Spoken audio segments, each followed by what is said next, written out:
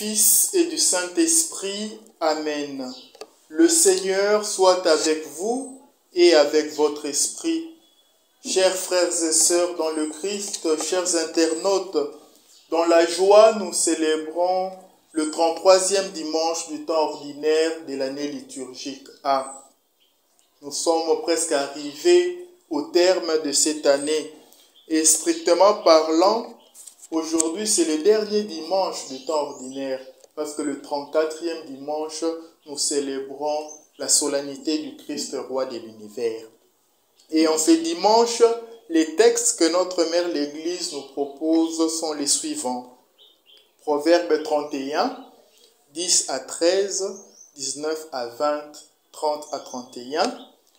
La première lettre aux Thessaloniciens, au 5e chapitre, du 1er au 6e verset, et l'évangile selon saint Matthieu, au 25e chapitre, du 14e au 30e verset. Le texte de l'évangile nous donne de méditer ce qu'a été l'année liturgique et d'une certaine manière ce qu'est notre vie. Jésus raconte qu'un homme va en voyage et laisse à ses serviteurs ses talents, à chacun selon ses capacités. 3 serviteurs. Les 2 premiers utiliseront de manière fructueuse les talents reçus et un sera paresseux. Cette attitude de ce monsieur qui va en voyage est l'expression de beaucoup de choses, chers frères et sœurs. D'abord, la confiance qu'il a en ses serviteurs. Il leur confie ses talents, des choses importantes. Le texte dit qu'il les confie ses liens. Dans un certain sens, on pourrait dire, s'il vous plaît, qu'il se confie à eux à travers ses talents. Nous pouvons y lire également la confiance que Dieu fait en chacun de nous. Personne d'entre nous n'est sans talent, sans grâce venant du Seigneur. Alors qu'aucun de ses serviteurs n'a demandé quelque chose, l'initiative du Maître vient leur accorder des grâces. Parce qu'il a confiance en eux, il leur ouvre ainsi sa générosité à travers ses talents. Durant cette année liturgique, nous aussi avons reçu de nombreux talents de la part du Seigneur. Il convient de les redécouvrir et de rendre grâce au Seigneur pour sa confiance et pour sa générosité. Le texte de l'Évangile nous montre également qu'après avoir confié les talents à chacun d'entre eux, il s'en va. Il les laisse donc travailler sans sa présence, expression de la liberté. Le Maître veut que ses serviteurs soient des hommes libres. Telle est la volonté de Dieu pour chacun de nous. Il veut que nous soyons libres comme lui, il est libre. Dieu te veut libre, Dieu me veut libre. Cependant, le talent donné est le gage de la présence du Maître. Chaque fois que le serviteur verra ce talent, le talent de son Maître, il se rappellera de ce dernier. Cette présence absente, pourrions-nous dire, demeure la garantie de la mémoire du Maître dans la vie de ses serviteurs.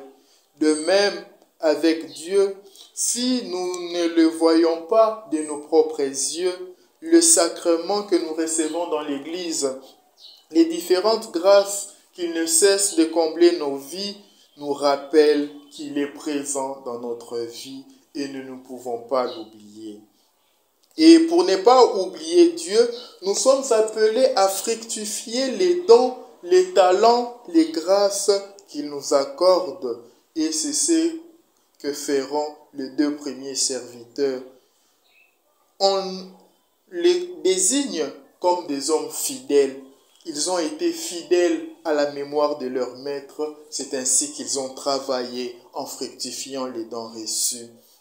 Ils le fructifient parce que le Maître les a fait confiance. Tandis que le dernier serviteur cache le talent reçu. En cachant les talents reçus, ce n'est pas seulement le talent qui est enterré, mais c'est toute la confiance que le Maître lui avait fait qui est enterré. Le souvenir de son maître n'existe plus dans son cœur. Et par cela, par le fait même, il a rompu la communion avec lui.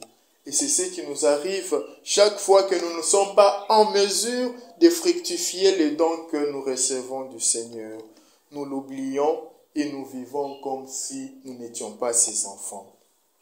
Arrivé au terme de l'année liturgique, chers frères et sœurs, est un bon temps, un bon moyen pour nous examiner, pour examiner notre conduite. Comment ai-je utilisé les talents que le Seigneur m'a confiés? Le don de la vie, le don de la foi, ma vie, mes études, mes relations sociales, mon travail. Ai-je été un bon et un fidèle serviteur, un bon et un fidèle chrétien, ou j'ai été mauvais et paresseux?